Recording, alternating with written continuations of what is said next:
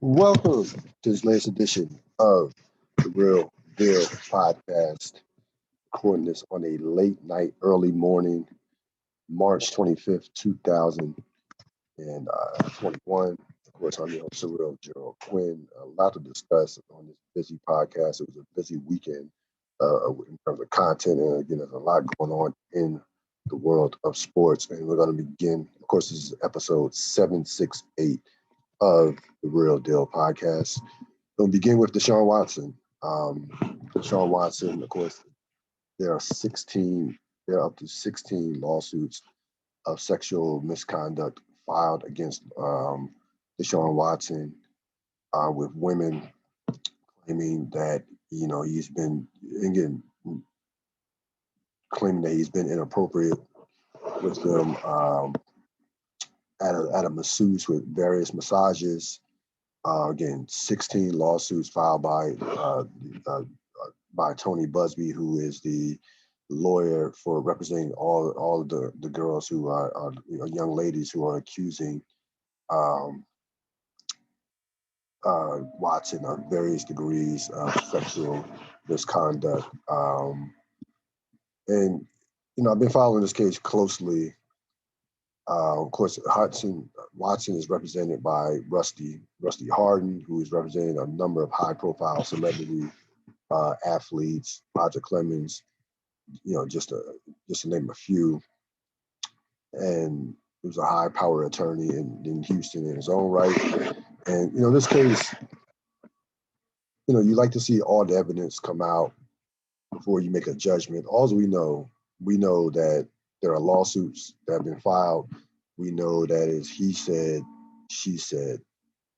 But clearly, um, Busby has been, if you're giving the edge right now in terms of the battle of the lawyers, you got to give the edge to Busby because he's been way more aggressive. Whether you agree with his methods or not, posting letters, NFL letters on Instagram, posting text messages on Instagram, he's been somewhat over the top, but he's been aggressive in fighting for his clients versus Rusty Harden, who up until yesterday hadn't even made a statement. Watson went an entire week between statements.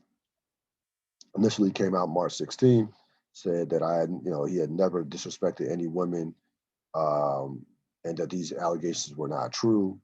Then we see a number of suits come out between then and the next statement that he makes, which was through Rusty Harden, basically through Rusty Harden, and basically 8 days later, in which Harden comes out and says they have some evidence to prove that they can discredit one of the young ladies, which would basically put into question all of the lawsuits. And that's been the one risk of Busby representing all the young ladies is not and the young ladies not having multiple lawyers is that if one of the cases if one of these cases is discredited, if one of these young ladies is discredited or is proven to be a liar, then that could really hurt the rest of the cases against the rest of the cases or the lawsuits that have been filed. So I guess that would be the one risk that that Busby has in terms of this case. But listen, we don't know what happened. All we hear is allegations. Couple things, and these guys have to learn this, and some of them learn the hard way. You cannot put yourself as a high profile person, celebrity, athlete, whatever. You can't put yourself. You can know in 2021, you cannot put yourself in a position where it's he said, she said. You just can't put yourself in that position. He's doing all these massages. He used multiple people, massage therapists, and he's good. He's contact. He's just have one, just have one person have it team oriented as far as having a witness from the Houston Texans saying, hey, all right, I'm gonna have one masseuse and I'm gonna have somebody from the team who is a witness to this, who's going to be a witness to this one massage. So that's how you cover. I mean, that's how you cover your own ass.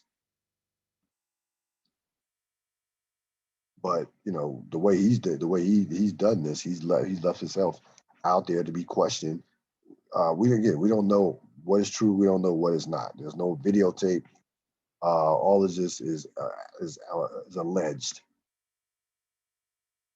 But again, you can't put yourself in a position where it's he said versus she said, because then the court of public opinion takes over. And in this era of Me Too, you're going to be unfortunately guilty until proven innocent. With all this being said, there are still teams out there who are willing to trade for Deshaun Watson. There are still teams out there who are going to want Deshaun Watson. The thing is that Houston Texans price probably is going to drop. It's going to go from probably 100%, 95 cents on a dollar to probably 70 cents on a dollar, 70 cents on a dollar. So you're going to be able to get Deshaun Watson I think for a lot less than before this case now than before this came out in the public. And if I'm Deshaun Watson and someone accuses me of any type of sexual misconduct, assault, rape, I am blatantly coming out. Not only am I coming out and denying it, if I didn't do it, I'm going to do a counter lawsuit because this could cost them millions of dollars as far as future earning, and also destroy his reputation. If you are threatening my reputation with some allegations that I know that are not true, I'm not only going to deny them, I'm going to sue you on top of it. Do a counter lawsuit, especially if you have Deshaun Watson type money. So I don't think that he's done a good job at fighting hard enough for his own name, to be honest with you. Like even with the statement he came out last week, I never, these are not true. This is not true. I've never disrespected any woman. No, that language has to be. I vehemently deny all of these allegations. Period. And it's coming with a counter lawsuit. I mean, you have to fight for that. I mean, this is like defamation of character if it's not true. I mean, it goes beyond defamation of character. So we'll see how it plays out. Again, Busby, the lawyer who is representing the young ladies, has been by far the more aggressive, and to me, up until this point, more effective of the two lawyers, to be honest with you.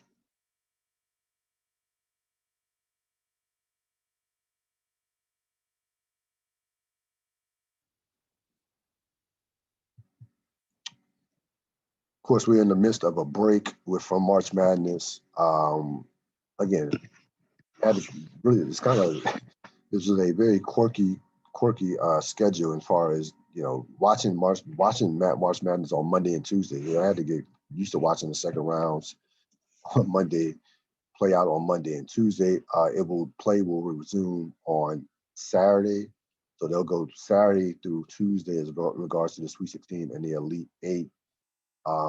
Rough night, a rough weekend, a rough first couple of rounds for the Big Ten. As of right now, the only remaining Big Ten team is Michigan. Remember, the Big Ten came out with 8 teams, a number of top seeded teams. You see Ohio State, Illinois, and Iowa were all top 2 seeds. They all fell, and they fell hard. In particular, Iowa and Illinois. Iowa got embarrassed by Oregon. Illinois, of course, lost to Loyola Chicago. We remember Loyola Chicago from a couple of years ago, got to the Final Four, were the ultimate Cinderella team. Sister Jean, who is still living amazingly at 101 years old.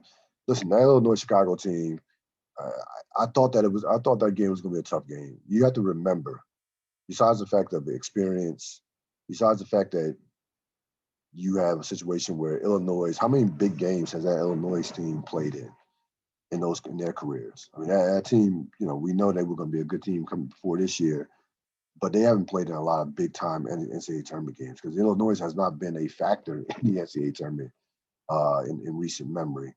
Matter of fact, they haven't been, really, this is the first title contending or excellent Illinois team of note, probably since 2005 when they got to the national championship game and lost to North Carolina. So the one thing that you have to remember, besides what Loyola Chicago did a couple years ago, a lot of those guys know each other in regards to Illinois and Chicago. A lot of those guys played against each other in high school. When you get a situation where a team, and I remember years ago, and this kind of remind me of this game. Of course, it didn't go in the direction. I remember when North Carolina played UNC Greensboro in the tournament in '98, and Dean Smith would never, for whatever reason, he never scheduled UNC Greensboro. And in '98, this was like a year after Dean Smith had retired, and Bill Guthridge had that powerful team with Carter and Jameson. And they almost beat North Carolina. Matter of fact, this was the second round. They almost beat North Carolina in the second round.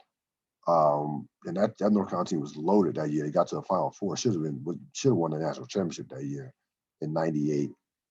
But the reason why Dean Smith said Dean Smith was scared to death to schedule that team because he knew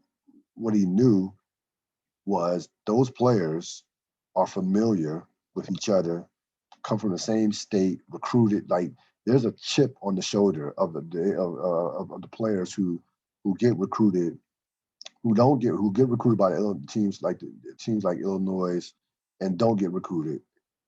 Who get recruited by Illinois. Those guys in Loyola Chicago have a chip on their shoulder from not getting recruited by schools like Michigan, Illinois, North Carolina, those blue bloods, Kentucky's. And when you play a team within a state, within your own state, there's going to be some. It's going to be a fight. It's going to be a fight, and those players take it personal. Those players want to prove that they should have been recruited by Illinois. Just like case with UNC Greensboro, I'm sure they had some players that were recruited within the state of North Carolina that went to North Carolina that did not get recruited that chose to go to North Carolina, or you have players on the team on Illinois Chicago's or UNC Greensboro that did not get recruited by the North Carolinas or the Illinois of the world, and they take that personal. Trust me, those players absolutely take that personal, and they were salivating. That was the worst possible matchup that Illinois could have in the second round. That team, that team. I didn't watch enough of Loyola Chicago this year to say they should have been a higher seed. 8 is pretty. North Carolina was an 8 this year and coming out of a major conference, so Loyola Chicago probably was seeded properly. It's just the fact that they were going to be a handful for any of the number one seeds this side of Gonzaga. And again, when I saw that matchup, I said this is going to be a close game. Now, with that being said, Illinois still is clearly the more talented of the team, of the two teams. But it's why is what March Madness is all about. Iowa does not surprise me in terms of losing. I knew they were soft. I watched Iowa a number of times this season. They could score with anybody, but you can also score on them. So that did not surprise me at all. They got embarrassed. Kansas is getting embarrassed. Kansas got destroyed by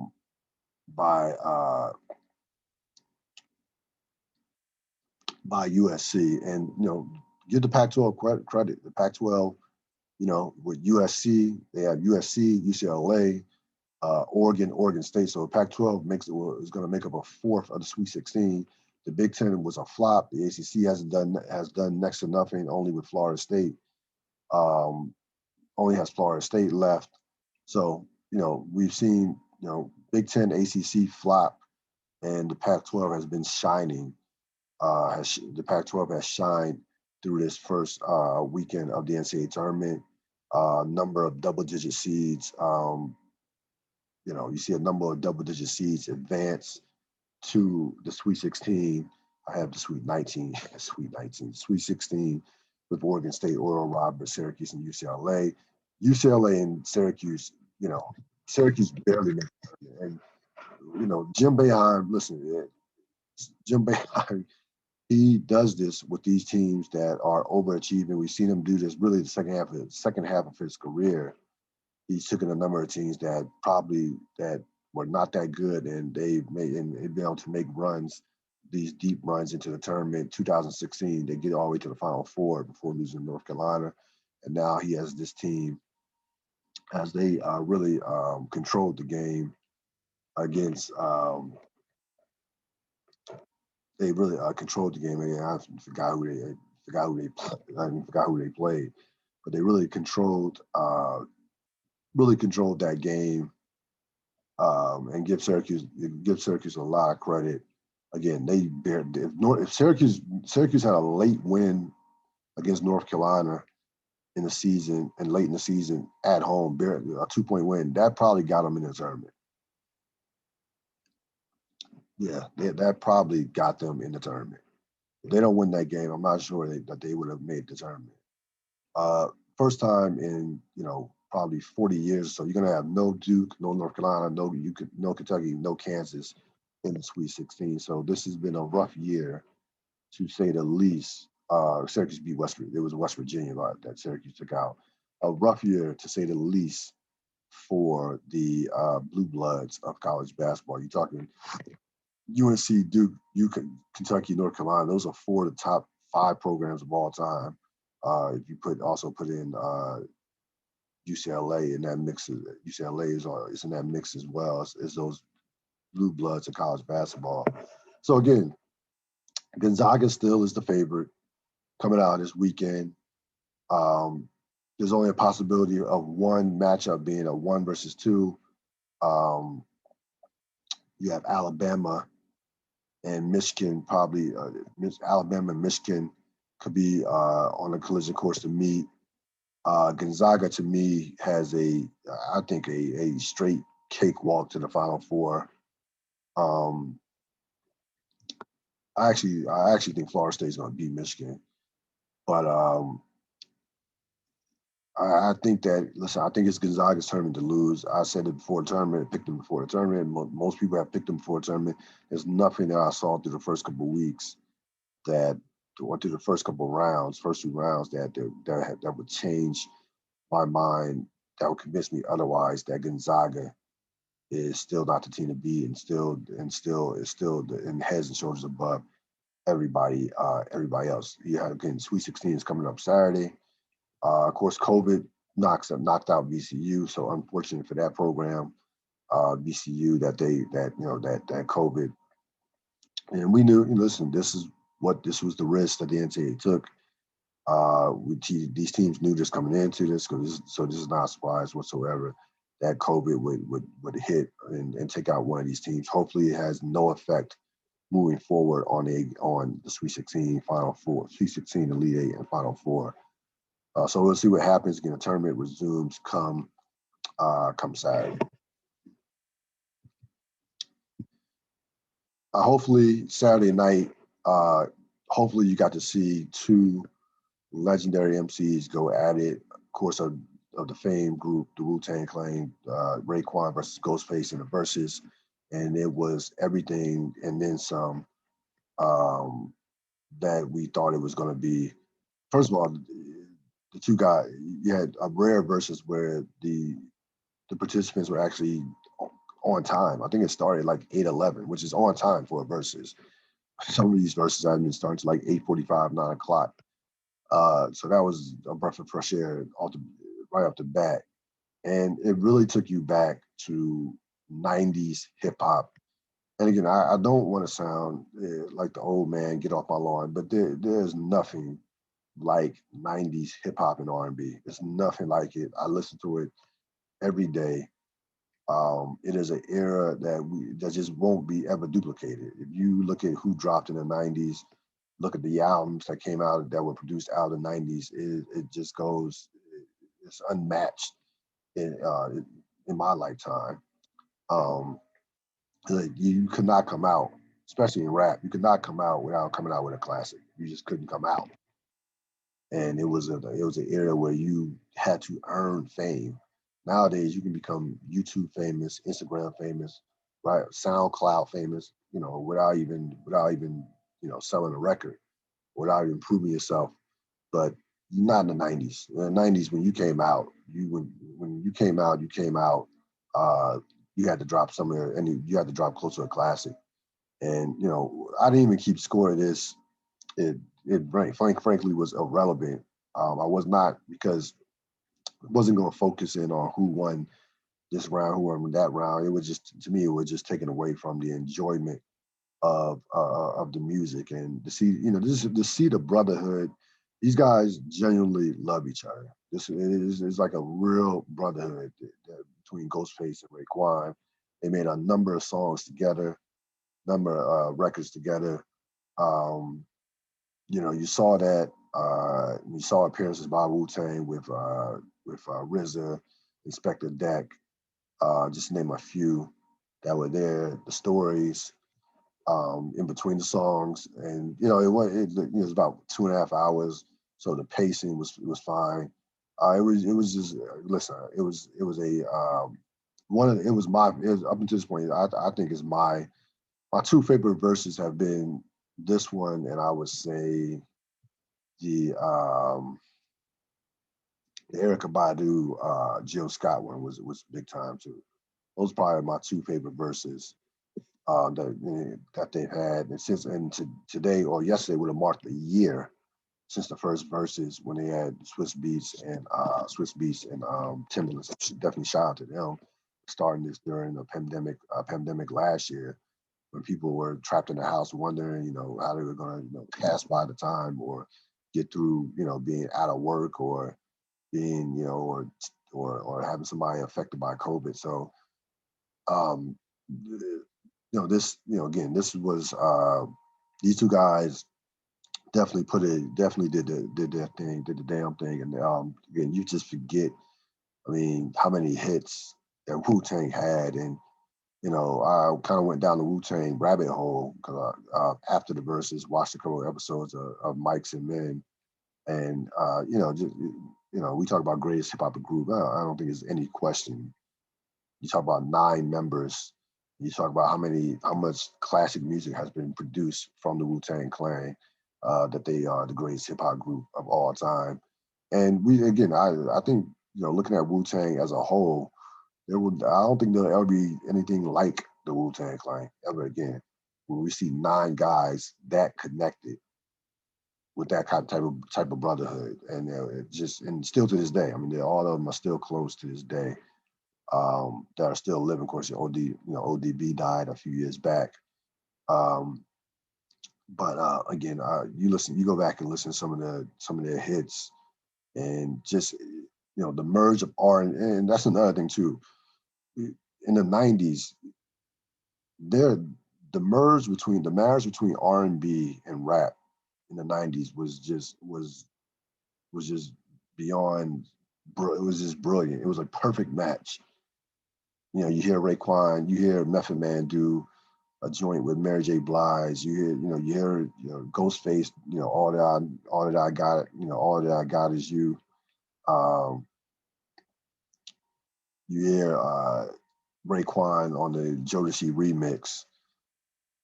So it was a perfect match of hip hop and R&B during that particular time. So definitely shout out to them.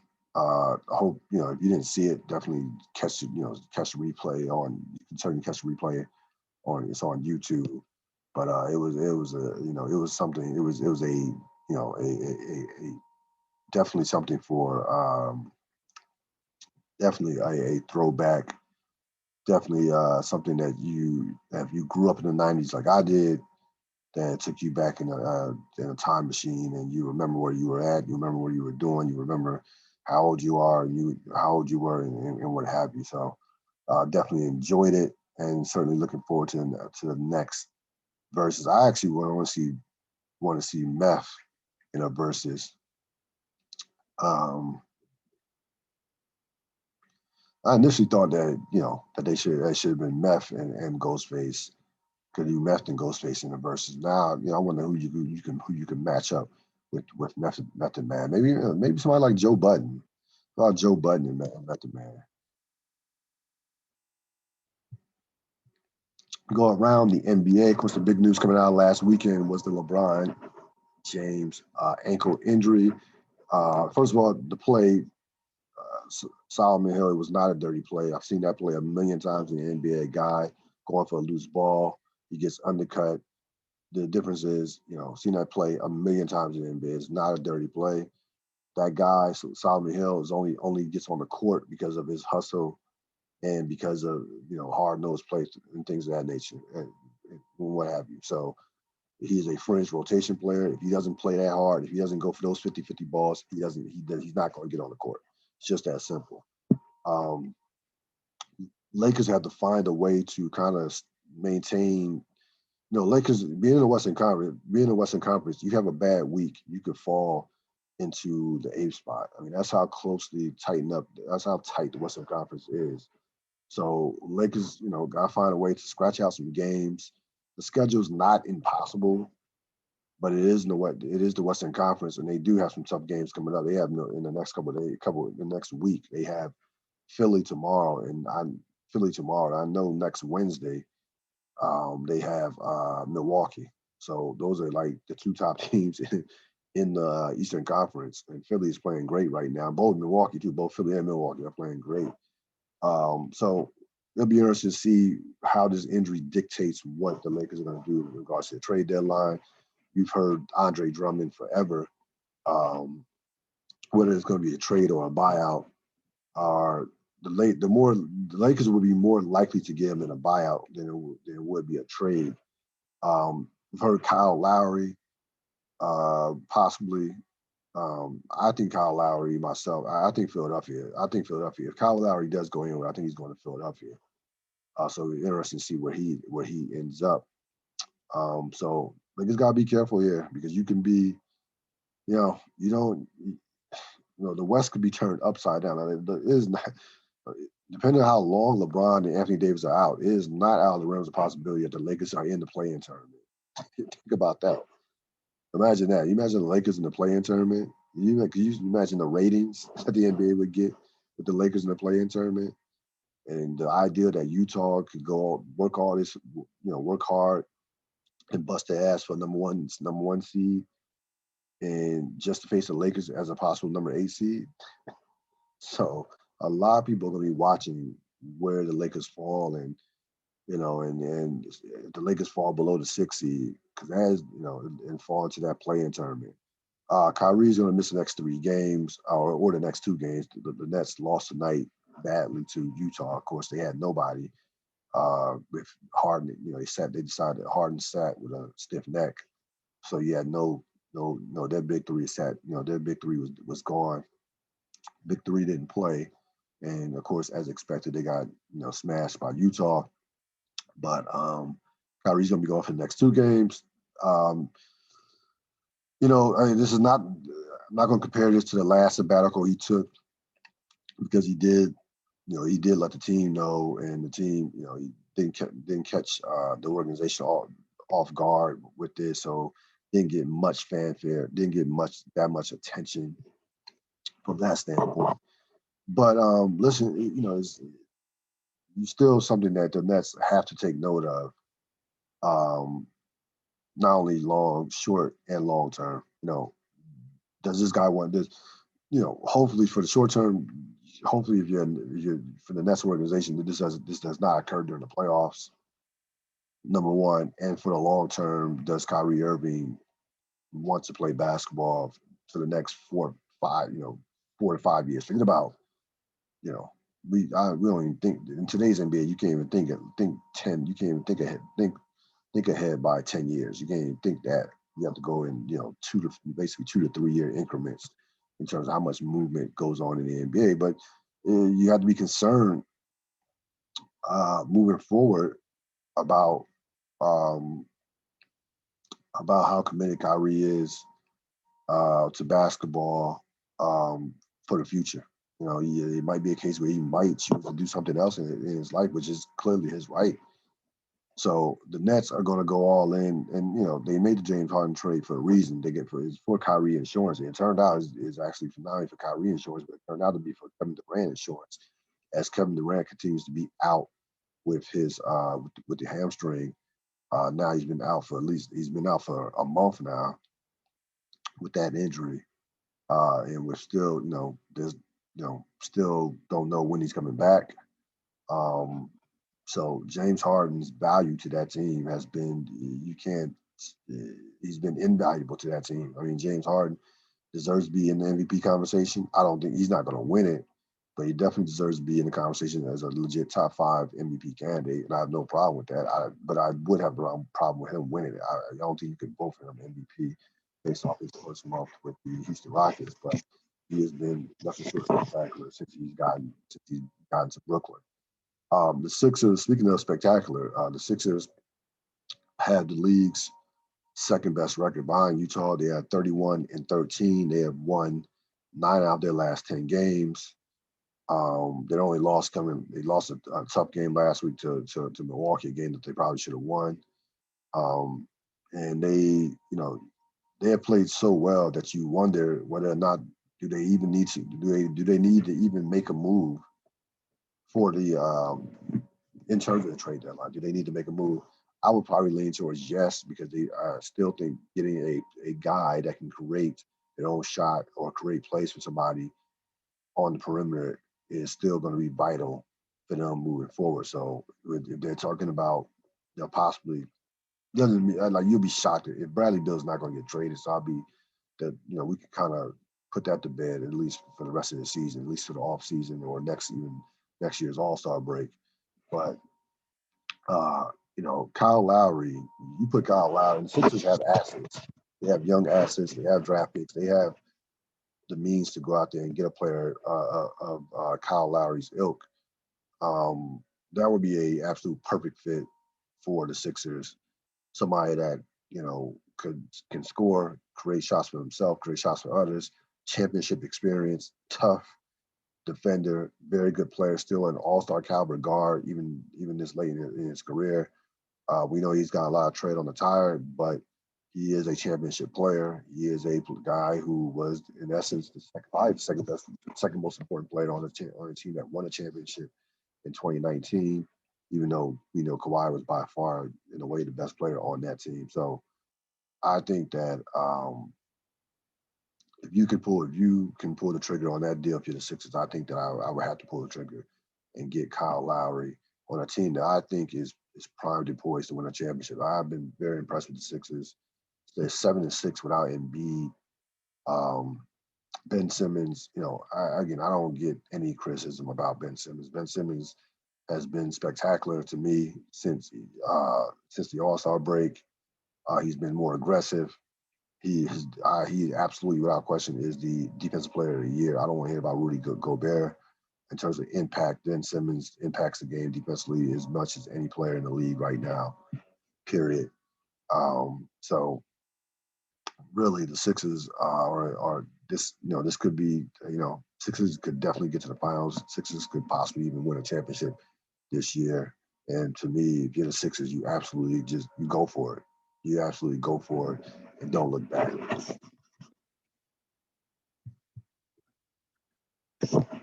A couple of thoughts before I get out of here. Steve Kerr has some comments about on a podcast recently in regards to basically comparing coaching his team last year, which was 15-50, to the 2019 Warriors that made it to the NBA Finals. And if it wasn't for Kevin Durant, Klay Thompson getting hurt, would have won a championship, would have won would have beat Toronto. And he basically said that it was more enjoyable to coach. The vibe was better with the 15-50 team versus the team that was going for a three-peat. And of course, Kevin Durant had a response, had a tweet saying this is hilarious. And Steve Kerr got up in arms and annoyed, saying that his comments were taken out of context, and it wasn't people are trying to make it him versus Kevin Durant. Um, no, I would say that let's put the Kevin Durant part of this aside for a second. Steve Kerr is a 8-time NBA champion. He won 5 championships as a player. He won three. He's won 3 as a head coach. Okay, so you're telling me as a 8-time champion that you had a more enjoyable coaching experience of a team that was 15-50 versus a team that went to Game 6 of the NBA Finals. Okay. If it wasn't for the Kevin Durant part of this, that would sound insane. Even with the Kevin Durant aspect of this, it still sounds insane. How about the vibe of winning? I'll take that vibe any day. And yes, when you make a comment like that, it's clear that it's a shot at Kevin Durant and whatever circumstances that he caused with his behavior during that last year, 2018, 2019 season. I don't understand why Steve Kerr is even talking. Kevin Durant's been gone from Golden State for 2 years now. I don't understand why he's even talking about that, talking about that team, talking about that season. That season is 2 years ago. And with this pandemic, it seems like it was 5 years ago, to be honest with you. Now, it's one thing if you want to compare this team, last year's team to this year's team, and talk return, and you want to big up the young players for their development or how hard they play or how tough and gutsy. Okay, cool. That's fine. I have no problem with that. But you can't shit on a team that went to the NBA Finals in 2019. And again, what it tells me is the fact that I still think he's annoyed that Kevin Durant left that organization. That's what it tells me. It's almost like, how dare you leave this seemingly perfect basketball situation where you fit perfectly. We won when you were healthy. We won. If you would have been, if wouldn't have got hurt, we would have won 3 straight. And again, listen. Kevin Durant said some things after he left that kind of took some shots at the culture, at the Golden State culture, even Steve Kerr to a lesser extent. In regards to how he was being utilized and things of that nature, which I said at the time just sound utterly ridiculous, considering that he played his best basketball in terms of efficiency and defense during his tenure, during those 3 years with Golden State, easily. Like, it's not even close, easily. And this was a guy who won the MVP in Oklahoma City. Kerr,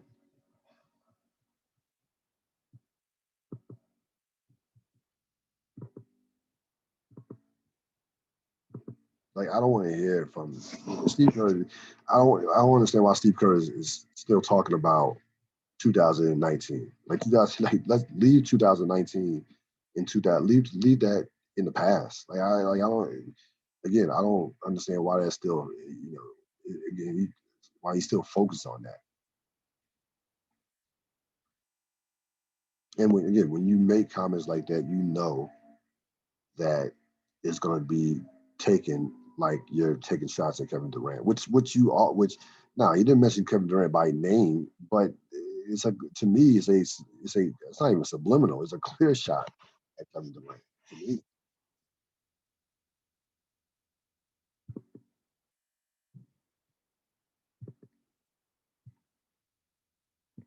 So, um, so you had that going on. This is what the mayor in my down in Florida, down in Miami, had to say. Says it's become a tender. This is in regards to the spring break and what's going on, what transpired down there. Now, I don't know what people expect out of 18 to 25-year olds during spring break. I kind of feel like that's been what's been going on in spring break. This year has been going on in spring break for like the last 20, 25 years, with however long they've been doing spring break down there. Now, yeah, we are in the midst of a pandemic, but Miami, the state of Florida, has been one of the most COVID ignoring and open states in the country. They've continuously ignored COVID. They've continuously kept their bars and places, hot night spots open. And now all of a sudden they want to impose curfews and things of that nature when they've completely just basically ignored COVID. So yeah, people are going to come to Florida. People realize how open Florida is, and it might get a little crazy. Yes, that's what spring break tends to get crazy around this time of year. So again, I don't know what the big fuss is. What the big fuss is. I've seen, like if you go down there and start destroying property, then yeah, you have to deal with the consequences of that. But I think that I would I just if I wanted to vacation right now and have a peaceful vacation, probably wouldn't go to Miami during spring break. I see a lot of people complaining about how rowdy it was. Have you ever been to a spring break before? Have you ever been to a Freaknik? You've been in a Greek fest. I've been in a couple of Greek fests. It's crowded. It gets it gets rowdy. It gets There's a police presence. It gets wild. Yeah. So I mean, what do you expect? What do you expect? I don't get it.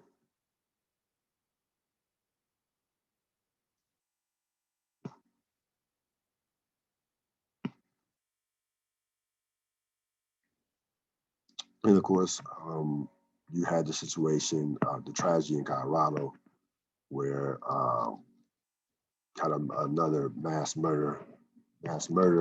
There have been 7 mass shootings in the country in the last week throughout various cities across the country. Of course, we had you know you had the spas in Atlanta where a number of Asians were killed and murdered. Um, and you hear the same thing about gun control. It's like a bad, it's like a we've heard this song and dance before when a mass murder happens. Oh yeah, you gotta ban guns, you gotta ban AR-15s, you gotta get tougher gun laws, and so on and so on. The bottom line is no one really wants stronger gun laws. The government doesn't want it, Democrats or Republicans, and we as society don't want stronger gun laws. To be honest with you, how many people do you have here crying about Joe Biden in terms of he's going to take our guns? Like, no, dumbass, no, he's not, because he fears, just like the Republicans, he fears the NRA as well. And people want their guns. So there's not even a big enough push from the country, from the average citizen, in regards to stricter gun laws. To be honest with you, that's what's something that nobody really wants to mention. So to me, I mean, we have to attack this from a mental health standpoint. Yeah, if let's say this guy didn't have access to that type of weapon, let's say he had access to a pistol, he still would have shot three. Somebody still would have died that day if he just has if he had access to just a regular gun. So to me, I mean, we need to put more emphasis on the mental. Yeah, you can put sure you can have stricter background checks and more. You can have strict. You can have more stringent background checks, and certain people should not be allowed. Certain people don't have the mental capacity to. Certain people should not own a gun, any gun, let alone a AR-15 or AR-15 or that semi-automatic weapon. We understand that. But to me, we look at what happened in Atlanta, we look at what happened in Colorado. These, particular individuals clearly had mental issues, major mental issues, to say the least. And by the way, Colorado, this has become a regular occurrence in Colorado. Colorado, since 1999, has had 9 mass shootings in schools alone. But again, Colorado is one of these open carry states that, hey, don't take our guns. And one of these open carry states that, you know, that again, it is the citizens driving this. The government is just the government is just is just obliging the citizens when it comes to gun laws and gun control. If you had citizens who were voting out politicians because they're not tough on guns, then the whole narrative would change. Then you have politicians restricted on gun control. You have citizens who are keeping guys who are keeping politicians in power because of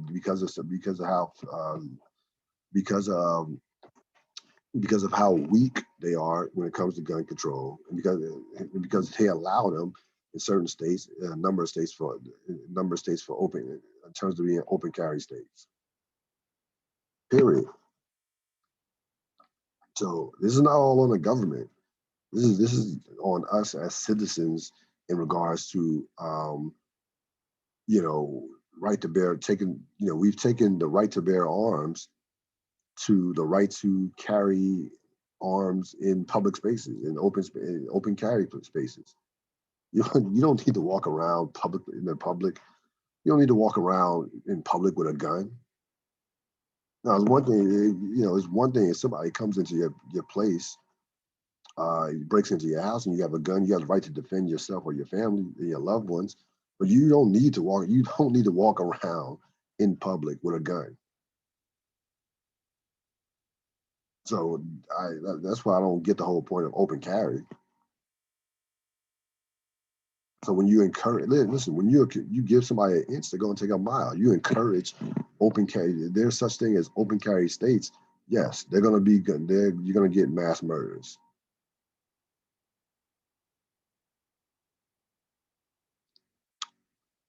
Lastly, of course, the Lakers lost a legendary figure, Elgin Baylor, the great Elgin Baylor, at the age of 86.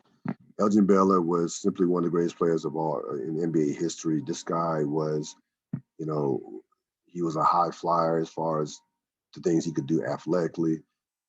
He career 27 and 13. And you think that, it's funny with Elgin Baylor. He played for one of the great franchises, one of the most iconic franchises in the NBA. Not only but of course in the Lakers. He was a perennial All-Star, perennial first-team All-NBA. He has the third highest scoring average of all time, behind only Michael Jordan and Will Chamberlain. But yet, he still doesn't get, his just desserts in regards to being recognized as truly one of the all-time greats. Now, again, in NBA circles, people who are connected to the league or anybody that played against him or coached or not coached him, played against him or watched him or saw him play over the course of his career know what Elgin Baylor was all about. But I think that, he didn't play in the, this era of the NBA was not a major, television. During the time he played, the NBA wasn't a leading sport. It wasn't as popular, as some of the other sports. That's the bottom line. And there was no internet and things of that nature. So that certainly contributes to him not getting some of the recognition that he deserves. But regardless of that, if you know anything about basketball, even if you weren't alive when you played, which I wasn't, Elgin Baylor was a whole legend, and Elgin Baylor did some things that players can't or will never be able to do in terms of scoring. Elgin Baylor was a scoring machine. Talking about somebody that had 61 points in a playoff game. Only Michael Jordan has had more points in a playoff game. And even in the playoffs, his career average is like 27 and 13. So he was a Laker legend, an NBA legend. Again, didn't have as successful a career as a general manager running the Clippers. We know this. even though they had, they had a couple good years in the mid 2000s with that Elton Brand, Corey Maggette, a couple of those guys. When they made the playoffs a couple of years, that 2016 was very good. Was a good team. They almost got to the conference finals, lost to Phoenix in the second round. But the Lakers. He has a statue. I mean, he has a statue outside Staples Center.